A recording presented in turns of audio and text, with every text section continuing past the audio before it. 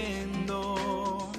La presencia de Dios es real. Su gloria está visible. Del norte y del sur vendrá. Cielos abiertos en este lugar. Pasión por un avivamiento.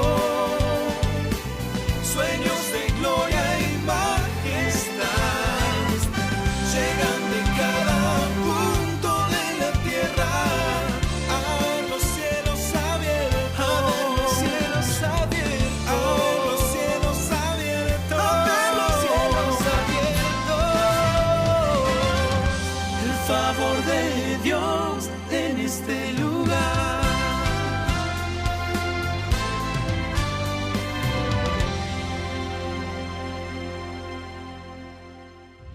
Comemos, caminamos de manera inconsciente y eso nos ayuda a que nuestro cerebro pueda enfocarse en las cosas que sí demandan nuestra conciencia.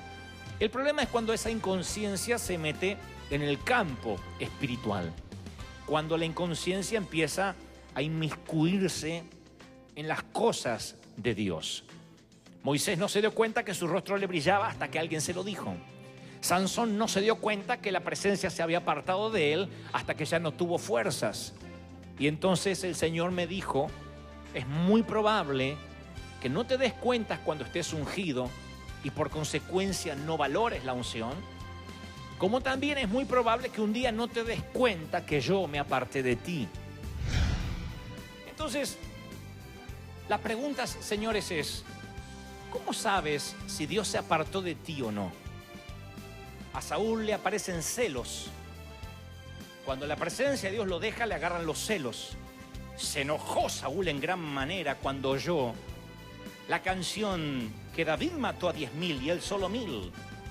La popularidad de uno de sus ayudantes hizo que desde aquel día Saúl no mirara con buenos ojos a David, nunca más. Esa es una buena señal para saber si tienes la presencia de Dios o no. Cuando la presencia de Dios te llena, siempre te alegras por cómo Dios bendice a otro, aunque la bendición sea mayor que la que tienes tú. Siempre. Es como un papá que está sano.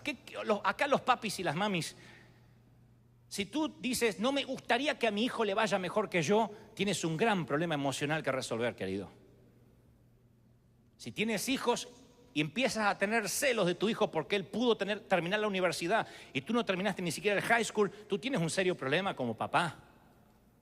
Porque los padres siempre queremos que a los hijos les vaya mejor y que no tengan que trabajar como tú trabajaste. Y si tu hijo le va bien, tú estás sano, ¿sí o no? Yo quiero que mis hijos tengan más dinero que yo. Quiero que mis hijos se compren su autito mucho antes de lo que yo me lo pude comprar, que no tengan que pasar las miserias que yo pasé. Y si yo tengo celos de mis propios hijos, hay algo enfermo, pútrido en mi corazón. Saúl debiera ponerse feliz que uno de sus generales, uno de sus gladiadores, de pronto tiene el favor de la gente, está en su equipo. David le decía, pero yo peleo para ti, hombre. Maté al gigante en nombre del Señor de los ejércitos que te ungió a ti. Saúl no lo podía entender porque cuando se pierde la visión espiritual, tú no ves con buenos ojos la bendición de otros. No las puedes ver. Sin visión no hay enfoque.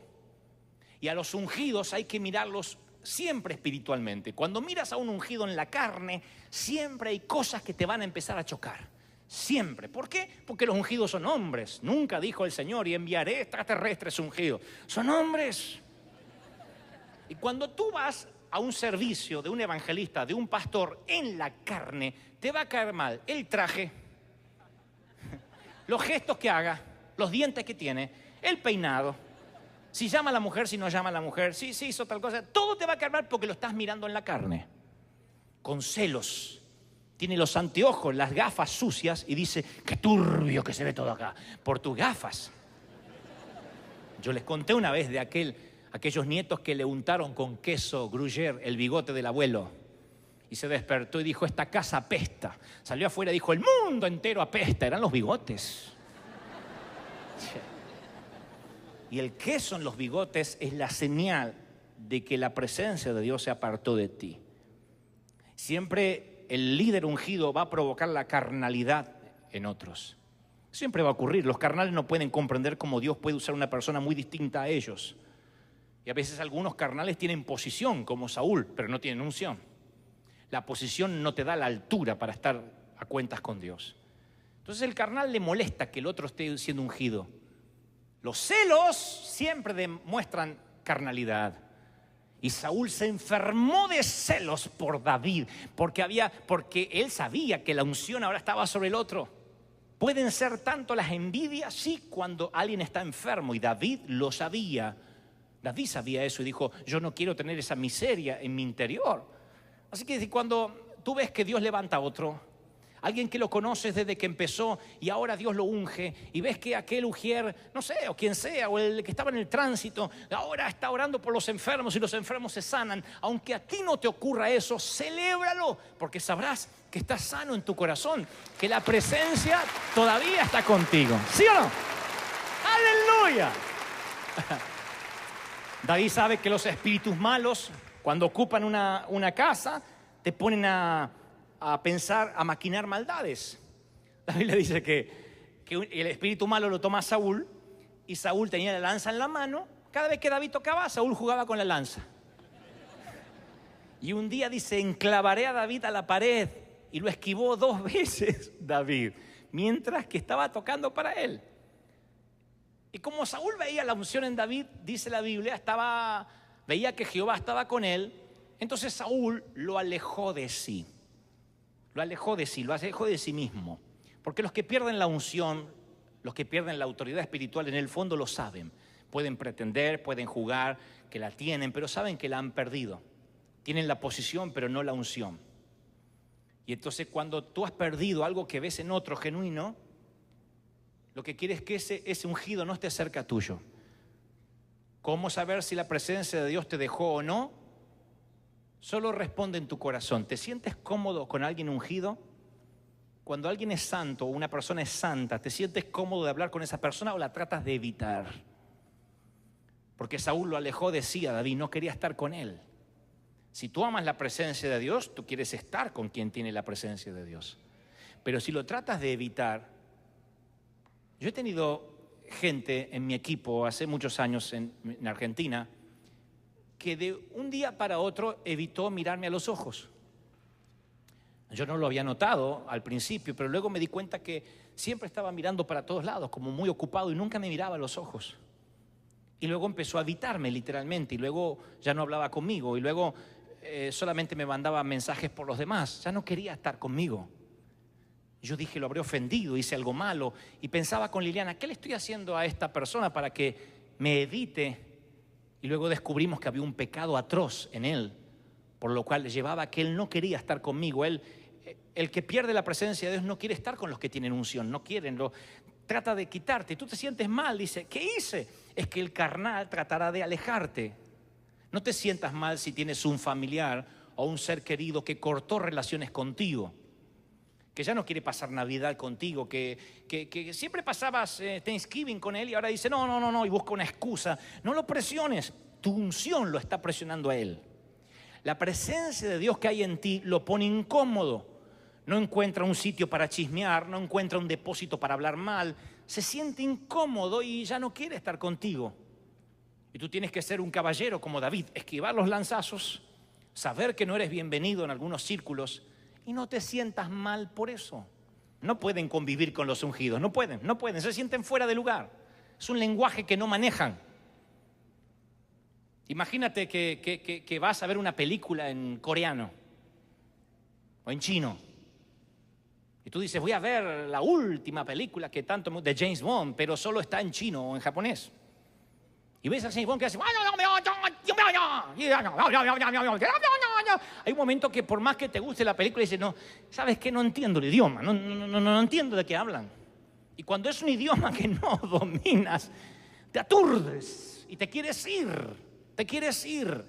Nos pasa lo que no manejamos bien el inglés, que a veces estamos en los aeropuertos buscando a alguien con cara de hispano. Y todos parece que vinieron de Texas, de un rancho de Texas, con las botas y el sombrero. Y colorados así viene y dice, ese no puede ser hispano nunca. Y dice, ¿a quién pregunto? ¿A quién pregunto? Y finalmente encuentro con alguien y le digo, ¿speaking Spanish? Mande. Ese mande es la voz de Jehová en el Sinaí para mí. Cuando un carnal empieza toda la atmósfera y el ambiente a transformarse en espiritual, empieza a sentirse como yo en ese aeropuerto, no entiendes nada. Y entonces el carnal no anda buscando gente espiritual, anda buscando otro carnal. Ustedes van a ver que se buscan, se atraen, se encuentran. En las iglesias se encuentran, es un imán, es un imán. Hay un muchachito que uno tiene identificado como el galán y está allá. Y una chica que no se conoce, que está allá como la diva. Cuestión de minutos. Se encuentra, el chismoso encuentra un oído que le encanta oír. Siempre la carne busca, es como yo buscando a alguien que hable español, porque todo el clima no lo domino, no sé dónde estoy, no entiendo nada. Y cuando la unción está en un lugar, cuando la iglesia ocurre lo que está ocurriendo en Favor Day, el carnal tiene solo dos opciones, solo dos, no hay tres, no hay cuatro, no hay cinco, no hay neutro, solo Dios. O se mete dentro del río y se mete dentro de la unción, o se manda a mudar, porque tarde o temprano no habrá carnales, habrá gente viviendo en la unción, disfrutando la presencia de Dios. ¿Están conmigo, sí o no? Voy a terminar con esto. Cuando el Espíritu de Dios no está en ti, generalmente siempre buscas a otro que pelee por ti, que haga tu trabajo. Saúl era un hombre de guerra, él debió haber enfrentado a Goliat. Saúl no era el rey de España. Saúl no era los reyes de ahora que salen en los desfiles, nada más. Saúl era un guerrero, por Dios. Un hombre que iba siempre al frente de la batalla. ¿Cómo puede ser que estaba ofreciendo a la hija a quien le haga frente a Goliat? Porque sabía que la presencia de Dios ya no estaba en él. Sabía que algo ya estaba cambiando en él y entonces él no quiere enfrentar. Cuando tú vives diciendo, hermano, ore por mí, óreme, únjame, ay, usted que Dios lo escucha más, deberías tener una alerta roja, danger, danger, danger, danger. ¿Por qué siempre pides oración si mi Dios es tu Dios? Yo quiero que entiendan esto, de verdad. A mí no me escucha más Dios que a ustedes. No sé quién les dijo eso. No es que Dios escucha a los pastores más que a las ovejas. No hay eso en toda la Biblia, no. Mi oración vale tanto como la tuya si es hecha de corazón. Pero no es que Dios escucha más al ungido que al otro, no. El Señor lo dijo. Yo digo que este que ora y se golpea el pecho, ten misericordia de mí, es una oración que conmueve, mientras que el otro fariseo no. No es que el puesto determina la comunicación con Dios. Ungido, teléfono rojo de Dios. No. Es tu actitud del corazón lo que abre o cierra una comunicación. Entonces, ¿a qué apunto yo? A orar por la menos gente posible. Con Liliana nos sentimos frustrados cuando hay que orar por la misma hermana todas las veces. Pero tenés que orar vos tenés que orar. Vos, ay, Dios te escucha. Ay, no, es mejor usted. Y uno se siente halagado, pero en realidad está teniendo un bebé retardado que no lo dejamos caminar.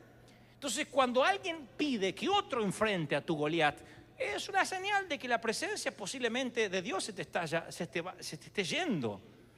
¿Qué otra señal tienes de que la gloria de Dios te está dejando? La irritabilidad. ¿Quiénes pagan el mayor precio? La familia. Saúl dijo, se encendió la ira de Saúl contra Jonathan, su hijo, y le dijo, hijo de la rebelde, de la perversa, te maldigo. Y Jonathan le respondió a su papá, ¿qué te he hecho? Y entonces Saúl le arrojó una lanza para herirlo, al hijo. No a David, al hijo.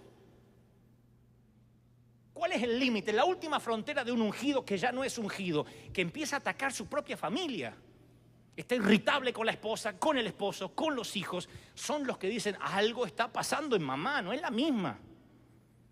Mamá allá es una mujer sonriente, parece una azafata de American Airlines. En casa es la bruja de la sirenita. Se transforma, le salen los tentáculos. Porque se la agarra con la gente, querida. Te estoy dando los síntomas para que sepas si la presencia de Dios te está dejando o no. ¿Qué hacemos para recuperarla? Si te doy la patología, la terapia también. Pastor, ¿cómo recupero la presencia de Dios? Cuando el siervo de Eliseo se le cayó el hacha, dijo, ¡se me cayó!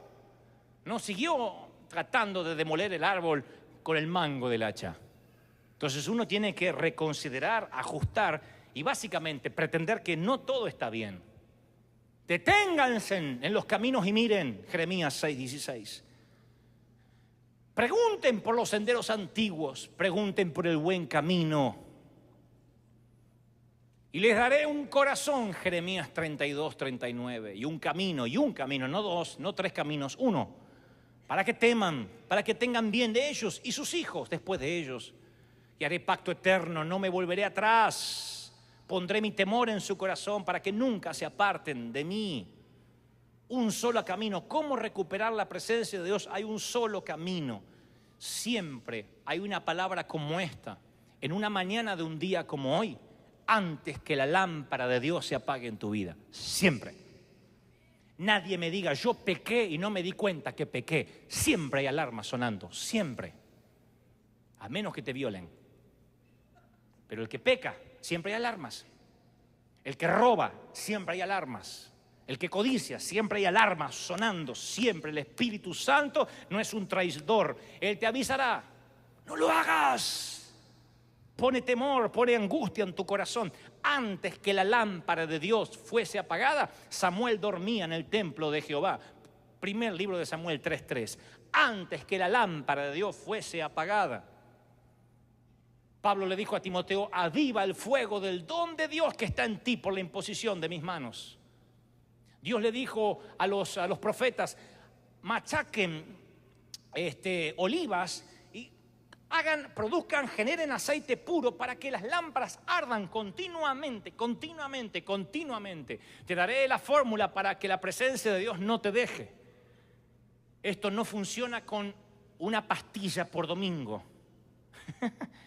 Esto no funciona con ven el domingo, canta 2 horas, recibe un mensaje de 1 hora y llámame el lunes por la mañana a ver cómo estás. No funciona, esto no es una píldora de domingo. Y las lámparas arderán continuamente. ¿Cómo haces para que la presencia de Dios no se vaya de tu vida? Debes cuidar la unción todos los días. El lunes, martes, miércoles, jueves, viernes y sábado. Posiblemente no pierdas la unción estando aquí. La perderás el lunes si no tomas tus recaudos. ¿En qué? ¿Qué recaudo? ¿Qué tengo que hacer? Pequeñas decisiones. Fundamentan para una decisión que vendrá más tarde y otra decisión que pondrás más arriba y otra decisión que pondrás más arriba. Pequeñas decisiones. No pretendas, este mensaje me tocó y voy a ayunar 40 días. No hagas esas cosas que luego fracasas y te frustras.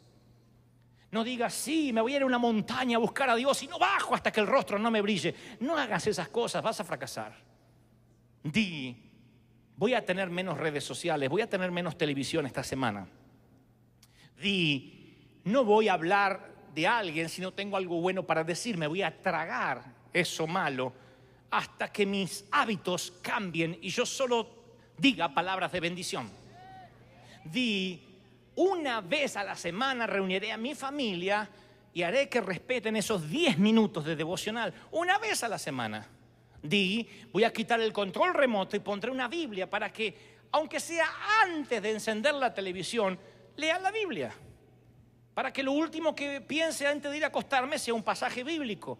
La pondré al lado de la cafetera para que con el primero que hable a la mañana sea con Dios antes de mirar las noticias.